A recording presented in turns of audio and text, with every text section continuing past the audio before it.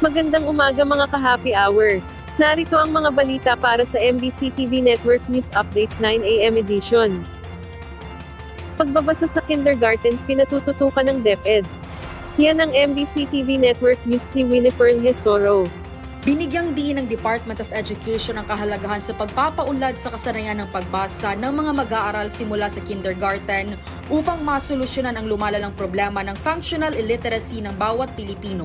Ayon kay DepEd Assistant Secretary for Curriculum and Teaching na si Jerome Buenviaje, lumalabas sa 2024 Functional Literacy, Education and Mass Media Survey na higit 18 million junior high school graduates ang itinuturing na functionally illiterate. Matatandaan noong 2023 inulunsad ng DepEd ang bagong bersyon ng K-10 curriculum sa ilalim ng K-12 program kung saan sa rebisyong ito binawasan ng 70% ang bilang ng learning competencies mula sa humigit kumulang na 11,700 ay naging 3,600 na lamang. Binawasan din ang dami ng asignatura upang bigyang pansin ang pagbibigay ng matibay na pundasyon sa mga batang nasa kinder hanggang grade 3, lalo na sa larangan ng pagbabasa, pagbibilang at socio-emotional skills. Isa rin sa tinitingnang sanhi ng functional illiteracy ay kakulangan sa nutrisyon, kaya't nagpalagay ang DepEd ng maayos na batayang pundasyon katulad ng pagkakaroon ng access to early childhood nutrition at strong literacy program sa K-3. Samantala, muling tiniyak ni Education Secretary Sani Angara ang pagtutok ng DepEd sa layuning gawing functionally literate ang bawat batang Pilipino. Iginit din ni Senadora Loren Legarda, ang Commissioner ng 2nd Congressional Commission on Education, ang agarang pagtutok sa pagpapalakas ng foundational competencies ng mga mag-aaral. Posible anyang makapinsala sa pambansang kaunlaran ang malawakang functional illiteracy dahil humahadlang ito sa pagiging competitive ng ating lakas sa paggawa at lumilikha ng mas malalim na social inequality.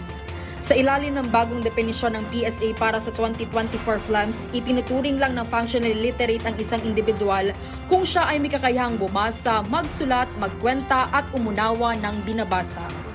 Para sa MBC TV Network News, ito si Winnie Hesoro ng DZRH. Una sa Pilipinas, una sa Pilipinas. Samantala, inflation rate sa bansa patuloy na bumagal sa 1.4%. Patuloy na bumagal ang inflation rate o ang antas ng pagtaas ng presyo ng mga bilihin sa bansa sa 1.4% noong buwan ng Abril, ayon sa Philippine Statistics Authority. Bagamat bumagal ang inflation sa buong bansa, tumaas naman ang inflation sa Metro Manila sa 2.4%, pinakamataas sa loob ng 3 buwan. Ang pagtaas ay dulot ng mataas na gastos sa pabahay, tubig, kuryente, at iba pang mga fuel na tumaas ng 5.1% mula sa 2.2% noong buwan ng Marso.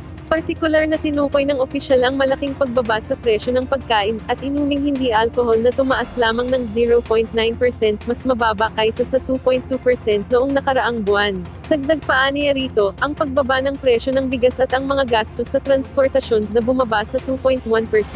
Ang naitalang inflation rate noong Abril ay nasa ilalim ng target ng pamahalaan na 2 hanggang 4%, ngunit nasa loob ng forecast range ng Bangko Sentral ng Pilipinas na 1.3 hanggang 2.1%.